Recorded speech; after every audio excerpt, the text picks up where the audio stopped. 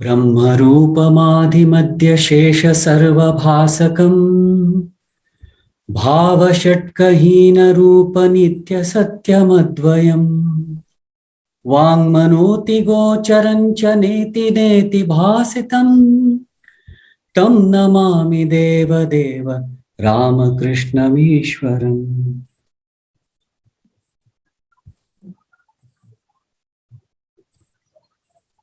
Namaste to all of you.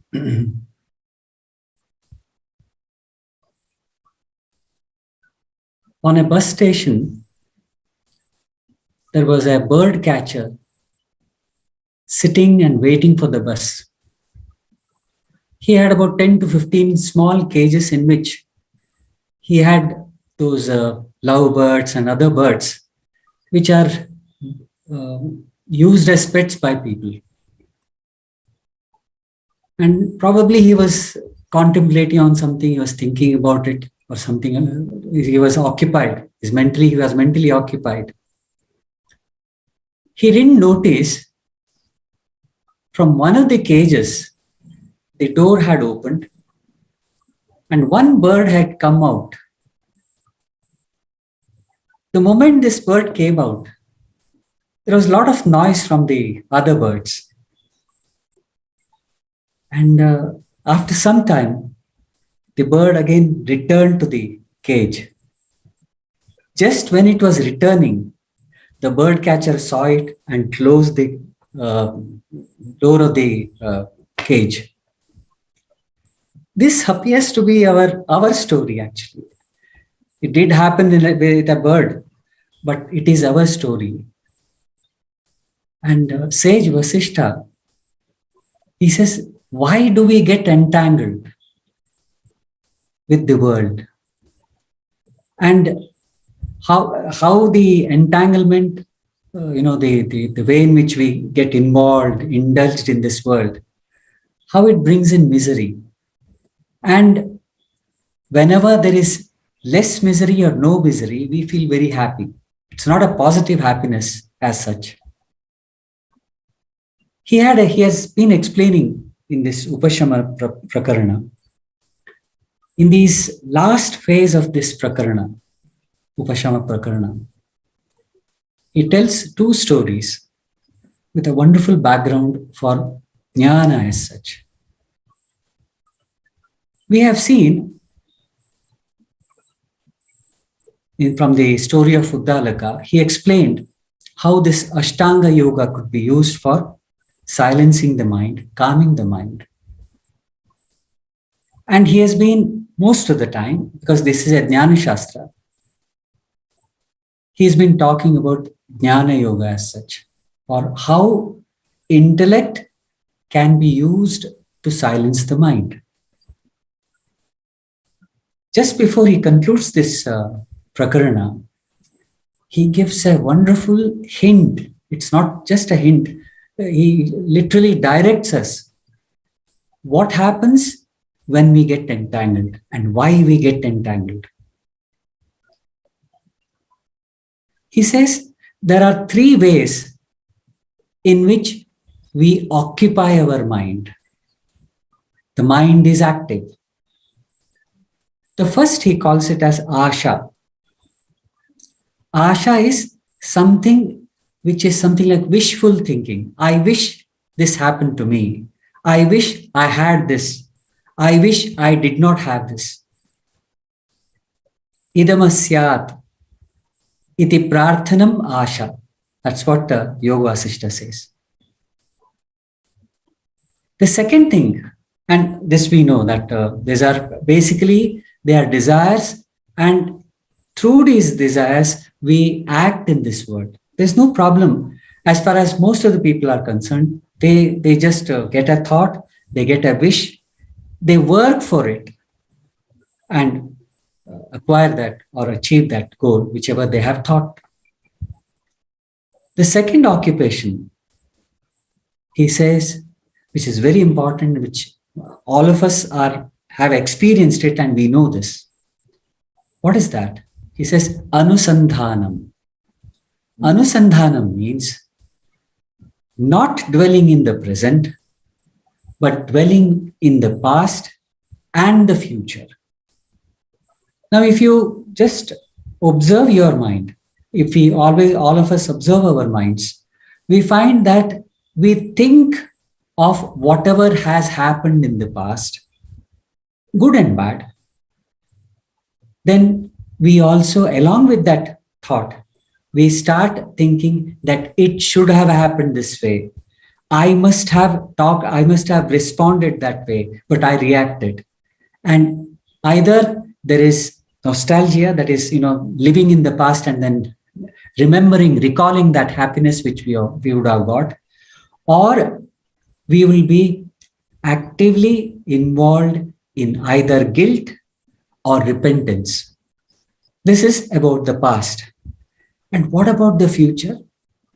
The future is basically an improved past. This happened to me, so I should avoid that, and then I'll be able to have a better future. So he says this anusandhanam is one more activity which captures us or captures the mind to get involved with the world. We'll talk about the third aspect presently.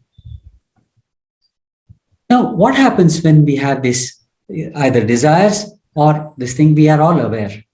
If the desire is not fulfilled, then probably there is depression. If it is fulfilled, then probably we'll desire for more things. And whereas this dwelling on past and future, it robs us of the present situation we are in, presently in, which is just, it's fizzling out of our fingers. It's just dropping out of our fingers and then becoming past itself. Just 2 or 3 minutes back, it has become past. So it's very, very, volatile, and it just, evaporates and becomes a past.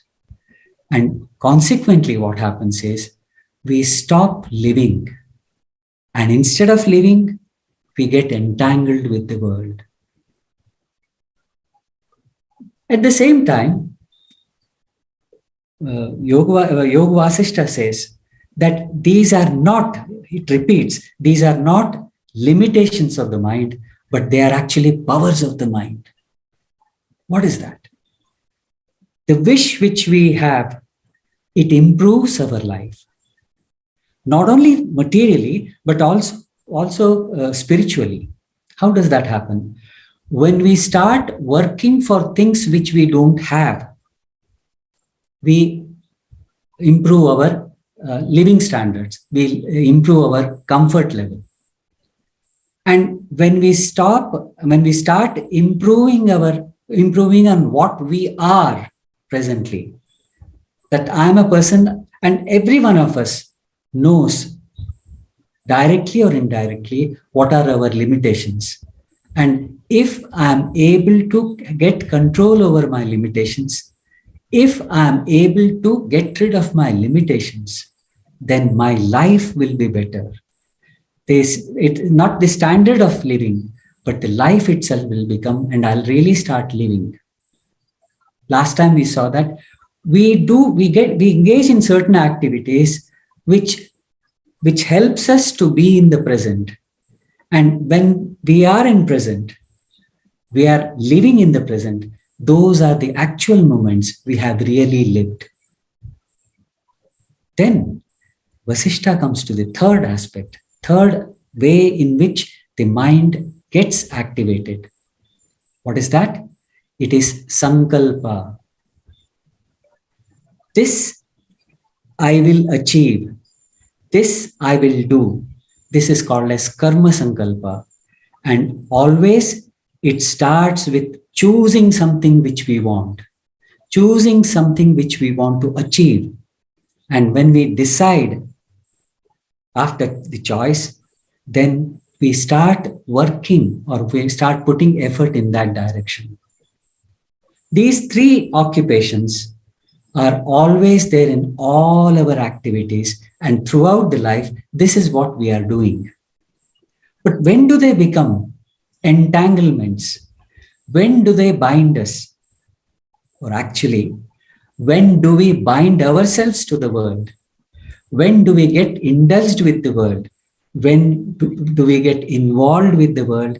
And that's how we are attached totally. And we are unable to become free. It's not that we are not free, but actually we think we are not free. And that is the whole process of misery as such of humankind. We saw in the earlier in this prakarana that animals as such, they are totally unconscious, and people who are enlightened are totally conscious. They are 100% conscious, and we are in between, and very little part of our minds are aware, are conscious, and because of that, since we are not fully conscious, we are unable to, somehow or the other, we know heart of hearts that we have to do, we require something else. We want something else. And this is not it. This is not it. In spite of the fact of all our achievements, we feel unfulfilled. And why is that? We saw that it's because we are not more and more conscious.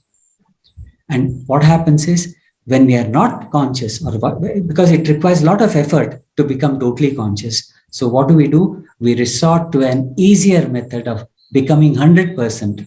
100% of what? Unconscious. And that's how we either resort to the alcoholism or drugs, or we start indulging in sense objects in such a way that we forget what is happening to us. Maybe because we are misery, we try to forget the misery. But unfortunately, this resort which we take is not permanent.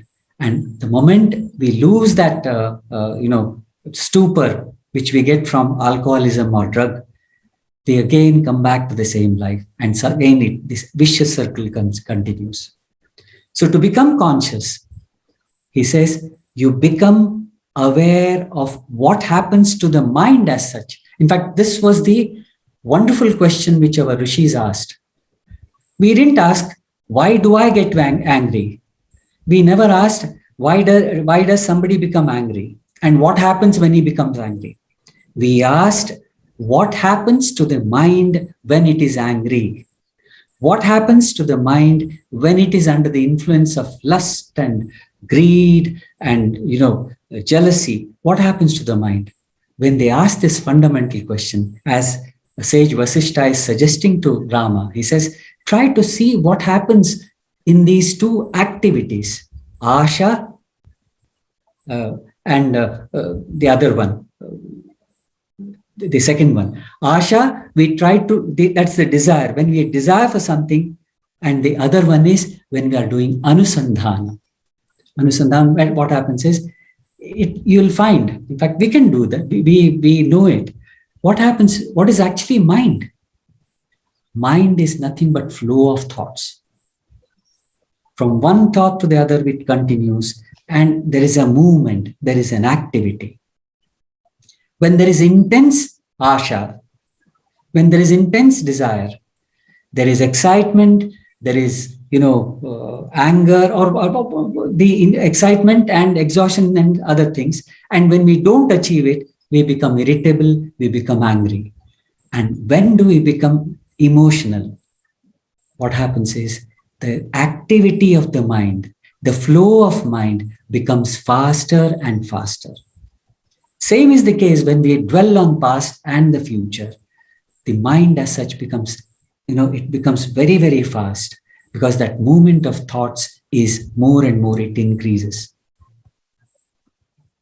And that is why Vasishta, he suggests two methods of silencing the mind.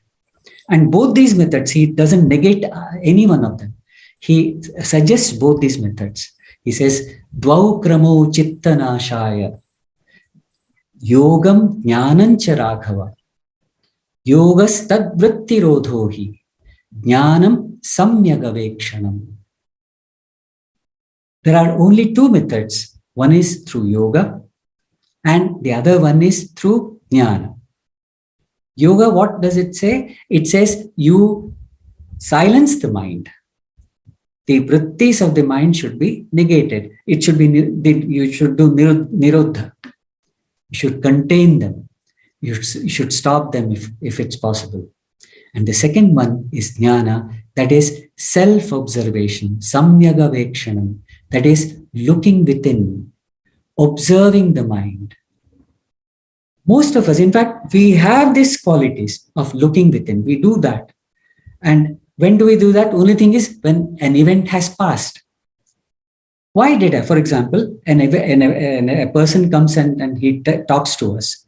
Probably he insults us or something which he says, which creates irritation in us, and then we immediately react. When we react, actually the mind is very, very fast. The speed of the mind is very, very high. And that's how there is no awareness when we act or react. So this speed, Vasishtha says, you observe the state through observation of your own self. But as most of us know, it is not very easy when this mind is highly active. And slowly and steadily, through meditation, through certain good habits, shubhavasanas, through satsanga, through the study of satshastras, slowly and steadily, when the mind becomes mellowed, when the mind becomes comparatively calm, when we see that we are able to withhold ourselves, we are able to control ourselves whenever certain situations come. What happens is we start observing the mind as such. And then that is the time when we realize that the mind is extremely fast. There is a very beautiful word which even Srimad Bhagavad Gita says. It uses the word vegam. Vegam means speed. Whenever a person is able to control the speed of the mind, when he's angry, when he's involved with the world, he says that person alone is dhira. That person is alone a person who is enlightened. And when he's able to drop the body in that state of calmness, he says he's the person who is enlightened. Shaknoti haiva yas sodhum praksharira vimokshanat kama krodod bhavam vegam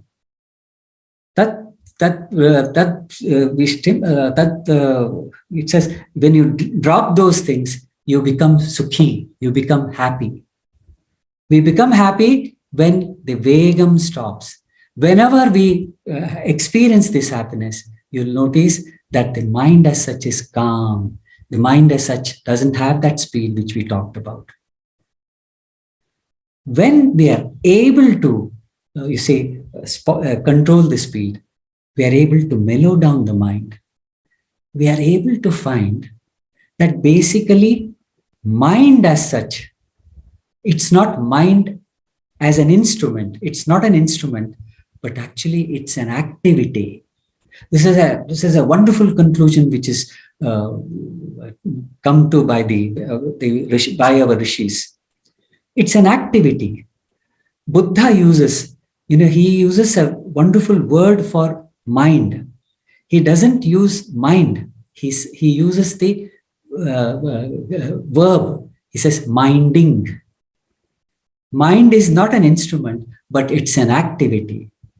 And when the moment we come to know about it, even intellectually, as we are now, even when we come to know about it intellectually, we understand that if it's an activity, and it is an activity, it can be slowed down and it can be stopped. For instance, now all of us are sitting on chairs comfortably. We are not walking. We don't require the use of legs. Now, since we are not using the word legs, they are not working or they are not active, and they can be kept that way in that state of rest. Similarly, Buddha and the Vedantins, they say that mind can be stopped whenever necessary. And if that mind can be stopped, it means that we are the masters of the mind and not the other way around. We act as if we are its slaves, and that's the misery. That's the problem with most of us. When we realize that it's an activity, and when we are able to stop it through the methods which we have been discussing, not only jnana, but there are other methods, karma yoga, raja yoga, and bhakti yoga. Through these methods, we are able to stop the mind. We are able to control the activity of the mind. We realize one more fact. And what is that fact? That mind as such starts its activity. What is the precursor? What is the cause of this activity? It is actually the act of focusing, the act of sankalpa. That's why the sankalpa used in higher as well as lower states of mind. In lower states of mind, we use sankalpa for getting involved in activity, for our survival. They are all necessary. We plan a particular thing, we plan a program, and we stick to it, and then we achieve our goals or whatever we want to achieve. The same sankalpa can be used for focusing. And Vasishtha Muni says that this act of focusing happens to be the cause of the activity called as mind. The other day, if I remember, Vishal had asked a doubt. He said that J. Krishnamurti says somewhere that thinker is the product of thinking. Thinker is the product of thinking. Thinker is not an individual as such, it's only a thinking process. So that is what Vasishtha is also telling here in different words. J. Krishnamurti used it in a different language, and Vasishtha is using it in a different language. That is sankalpa, that is this focusing of the mind is the cause for this activity called mind. Having understood this, Vasishtha proceeds to tell a very small story of two brothers who are sadhakas because they are sons of Muni, Atri Muni, Bhasa and Vilasa by name. Both these people have advanced. They are doing meditation and they are in an advanced state. But in spite of that, they feel that there is a bond of affection which is to be removed, and they separate themselves and they say that we'll meet after some time whenever we achieve something. So Vilasa, he goes in one direction and Bhasa goes in the other direction. After years, they again meet. And when they meet, there is a dialogue, and it's a very short dialogue. It talks about us. Basically, Bhasa is the one who's telling about his his state of mind. And Vilasa asks Bhasa as to what happened to him all these years. It's almost similar to the dialogue which we discussed with Suraghu and Parnada. Bhasa says that I am unable to control the mind. He again uses the word, I am unable to control the activity of mind. So Vilasa says, it's not very difficult. But Bhasa says, but I find it very difficult. Then he adds a word. Vilasa says, you have decided that the mind cannot be controlled. The mind cannot be stopped. And this decision, this sankalpa is the root cause of all your problems. And he teaches him, he initiates him, the elder brother Vilasa, he initiates him into the path of Samyak Avekshanam, and both of them get enlightened. See how this very small point was brought at the end, after discussing the state of mind, the activity mechanism of thinking. What is that? This sankalpa which we take whenever we discuss meditation, or whenever we discuss after the discourse is over, when we hear something, when we read something, whenever there is a charcha going on, invariably one or two of us feel, yes, this is all good for discussion, but it's very difficult. Vilasa is telling us, that is, Muni Vasishta is telling us through Vilasa that don't do this sankalpa. There's a very beautiful story by Sri Ramakrishna. What is the power of the mind? To explain that, he gives a very beautiful story. And his stories are so simple that every one of us can understand. He says there was a pilgrim. He was traveling and he was very tired. And unfortunately for him, he didn't have any food with him. And he saw a tree, a shady, very shady tree, full of foliage, full of leaves. It was giving thick shade. And it was also at the side, by the side of a small rivulet which was passing. He had a drink of water, but he was hungry. He came and sat under the tree.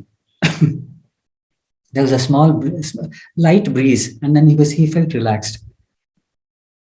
He said, "How I wish I had some food with me." Immediately it said, actually he was sitting under the Kalpa Vriksha. Immediately the food, somebody came with food. He ate it. Says, "I wish I had a good bed." Immediately the bed came under him, and then he felt very comfortable. And suddenly Sri Ramakrishna, in his inimitable way, he thought, if a tiger comes, immediately the tiger came and gobbled him up and took him to the thing. Sri Ramakrishna says, what you think is impossible, that is the one which is stopping you. Whatever you think, the mind has the power, but unfortunately, this power is all scattered. It's going in all the directions other than the direction which it should take. Suppose you were able to focus the mind, and that is the real sankalpa which you take.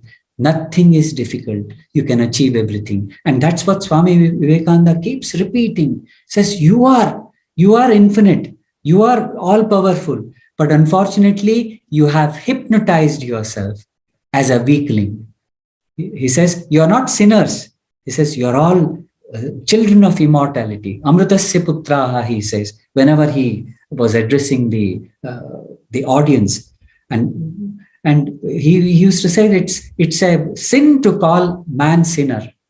So he says that we are all Amritasya putra because our real nature we have forgotten, and we have hypnotized ourselves into thinking that we are weak, we are limited, and we cannot do anything. We cannot achieve this. So with this, he concludes the story of Bhasa in Vilasa. And the last story, it's a wonderful story which probably is so important that it should be, I feel that it should be taught to the small children. What is that? Being grateful. If you are being grateful, you have understood how it is important to be grateful. For all the things you have, your grumbling will almost stop. It will not be there. It was way back in 74, 75 when I had the good fortune to go to the Narmada. At one point we had to cross the river on a boat from one bank to the other, the opposite bank. So we were traveling, and then the moment we got down on the other bank from the boat, one old gentleman with his silvery beard and long hair and all that, he came running, and he started touching the feet of every one of us. We were about some 10, 15 people, in which there were children, there were one or two women who were going across the river. He touched the feet of all of them, and he said, "Hari Hari, Hari Hari, Hari Hari," looking into the eyes of each one of us. And I was also in search. I was really surprised why this person is doing that way. Somebody in the boat who was a wayfarer, every day he was to commute from one bank to the other, says, "Koi pagal aadmi hai." But the light in his eyes was so bright, and there was so much of joy in what he did. I felt that there is something different. This person is not what other people take him to be. And then he went and sat. And then when I came and sat near him, he went on every time he would look at me and then do this namaskar.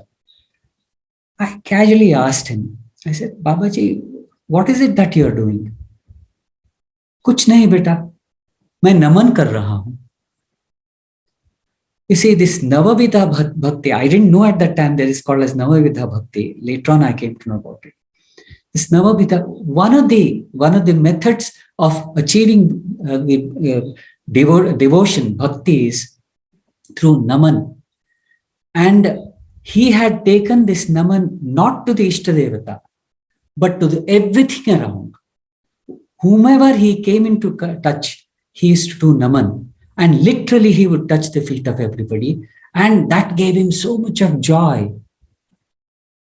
Being grateful.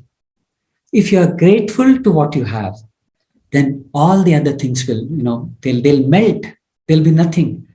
What we have is more than what we can, contain, what we can hold. But unfortunately, this desire, asha, that is keeping us away from this being gratefulness. And the last story is of Vitahavya, which was an accomplished Muni.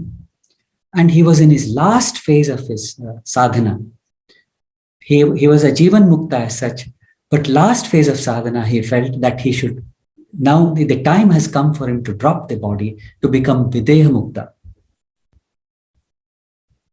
He went and sat on a shoulder of a mountain. And then he started recalling his life.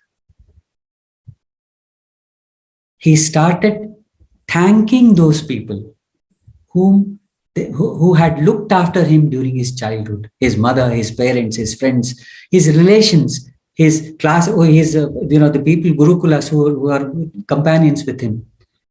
Then he started thanking those people who had helped him to learn, who had taught him what he was, taught him to be what he was at that time.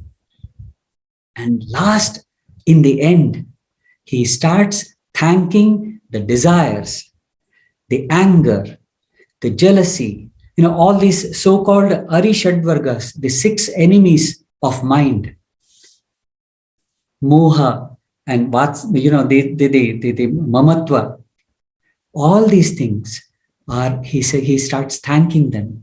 And how does he thank them? He says, thank you, desire. You taught me how to suffer. And through that suffering, you made me learn that there is something higher to be desired. Thank you, anger. You taught me how to indulge myself in that anger, the position of anger, and know that the mind is evanescent. Mind is temporal. This feeling is also temporal. Thank you, anger. In a similar manner, thank you, lust, he says. And this lust, because I had the good fortune of my gurus, I had the blessings of my good fortune to meet the gurus and their blessings. I learned how to convert you into compassion, into love. And that's how he concludes he becomes grateful to all the emotions, the so-called negative emotions. And then ultimately he said, thank you, world, for giving me an opportunity to be with you and giving me company, and leaves his body. You see, this is the ultimate. Vitahavya means a person who has stopped offering anything else for his benefit. But he has learned how to transcend this giving and taking and offering himself to the existence as such, because he was dropping his body. So the Upashama Prakarana concludes with the story of Vitahavya. That is, if you are grateful to things you will be able to control most of your, Vegas, most of the speed with which the mind because the gratefulness brings in that you are actually lucky, and gift cannot be demanded. You cannot demand a gift, just as you cannot force a rose to blossom, a flower to blossom. Gift cannot be forced. Gift, in fact, even the gift cannot be forced onto somebody. That is, it should be received. The person should be ready to receive it. Then only you can give a gift. And similarly, all those things which we have got in this life is actually a gift to be used for our own growth, our own evolution. As we had discussed in one of the talks, we had come to a conclusion that man as such has stopped the biological evolution has stopped with man, but some other evolution has become. We have started some other evolution, and that is the evolution by choice, evolution by sankalpa.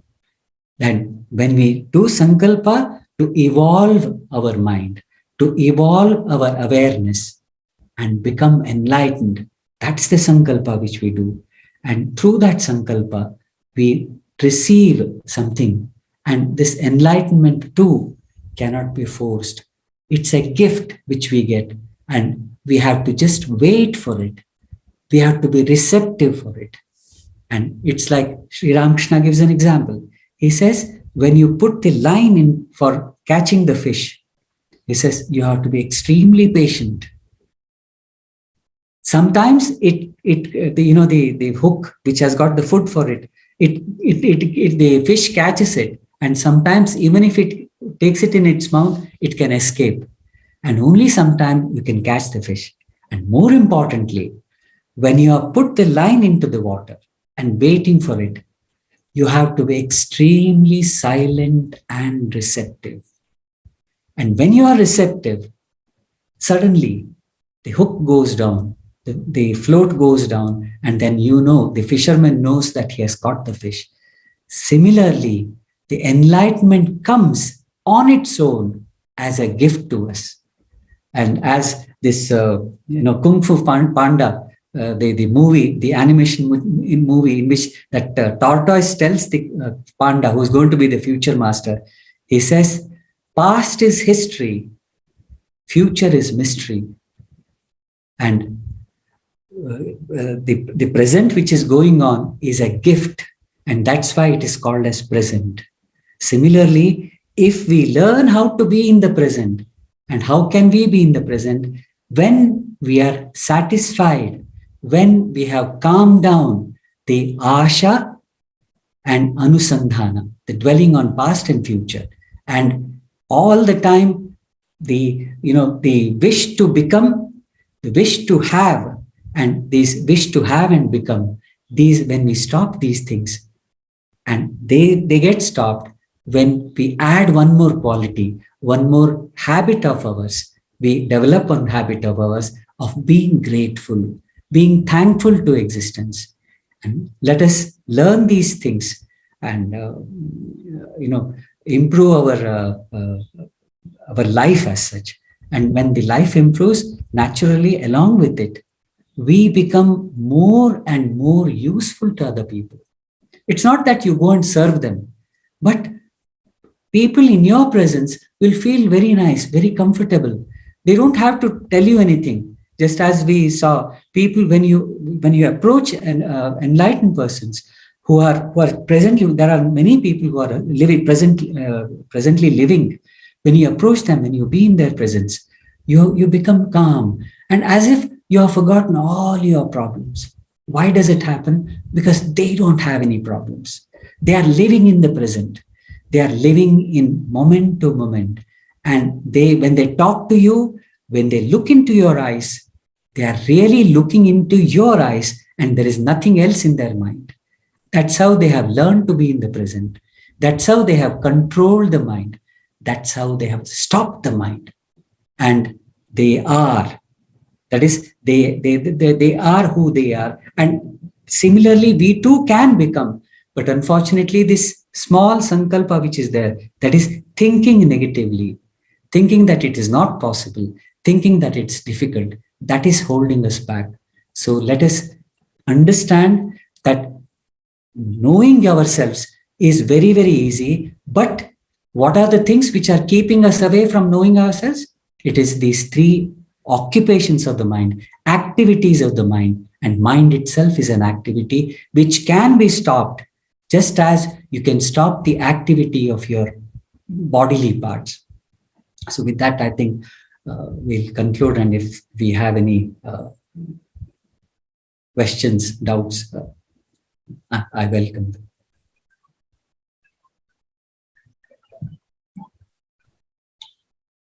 Any questions by anybody? Vishal, Suresh?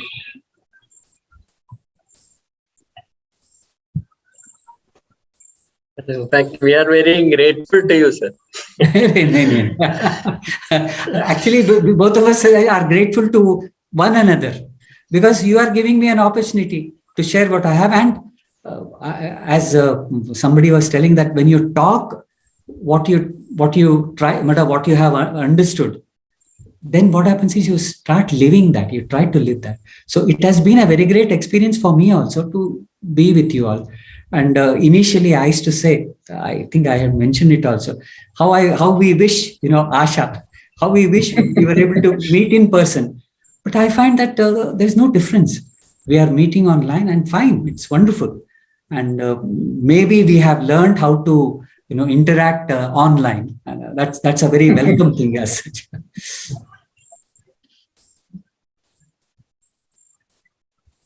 Jaya?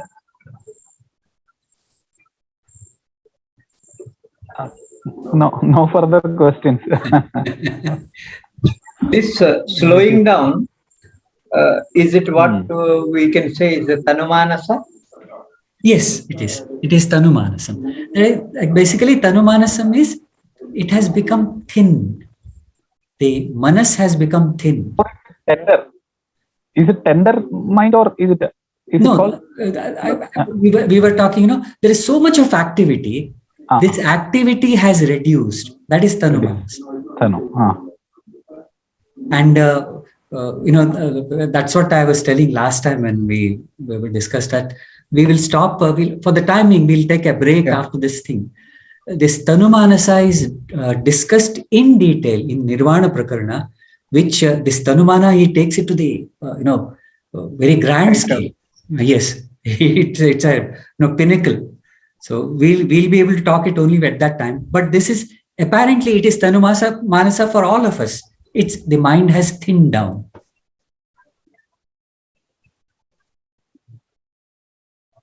Sir, I have one question. Yes. Regarding the awareness. Yes.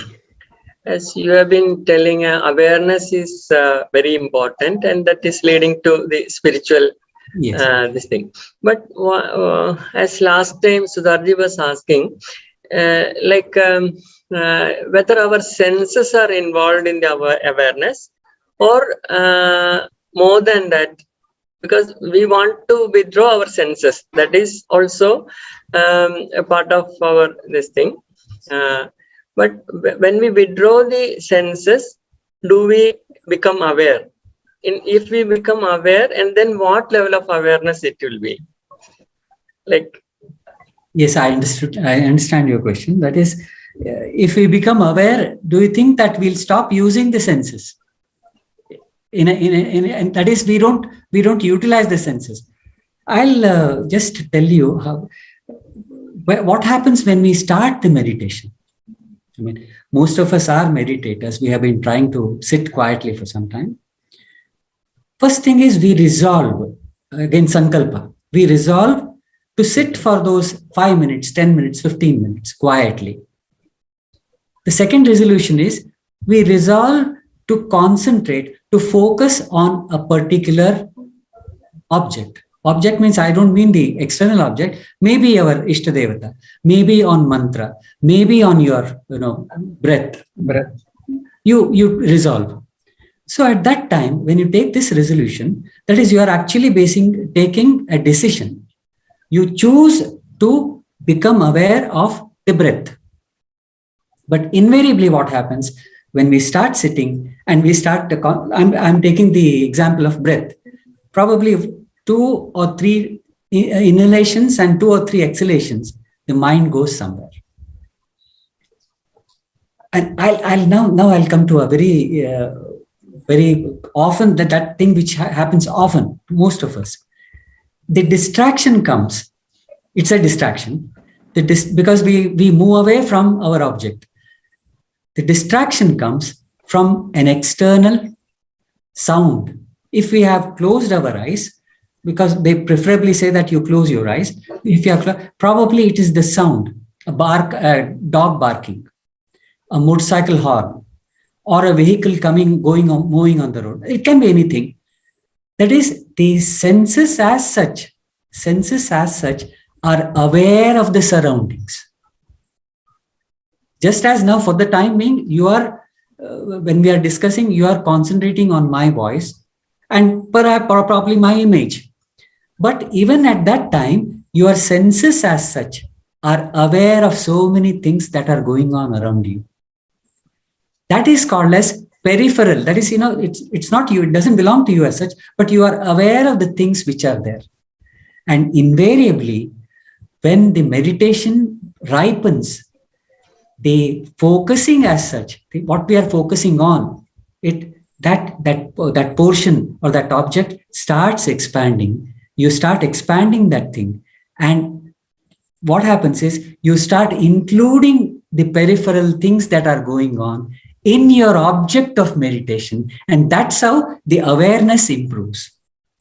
That is, when you really go into the state of meditation, what happens is the mind is not only quiet and calm, not only the thoughts are not there, but also there is a sense of expansion. And during that expansion, all these so-called disturbances which we felt earlier, they no longer disturb us, but we become aware. And that's how people who are enlightened, we have examples who are aware of so many things that are going on. The person who is sitting somewhere else, his disciple, maybe he's connected to his disciple so much that he talks to that distant disciple, and gives him hints. We have heard of this because their awareness has expanded. And when we feel happy also, that the other day we were saying, we feel happy, we feel that happiness only when we are expansive. So awareness uses these senses. Actually, these senses are there which helps us to become aware, but we are not under the influence of the senses. Initially, the senses are, they are distracting. They are distractions, but later on, they don't cause any disturbance as such. But we have a long way to go there. We will conclude today's class with the Shanti Mantra.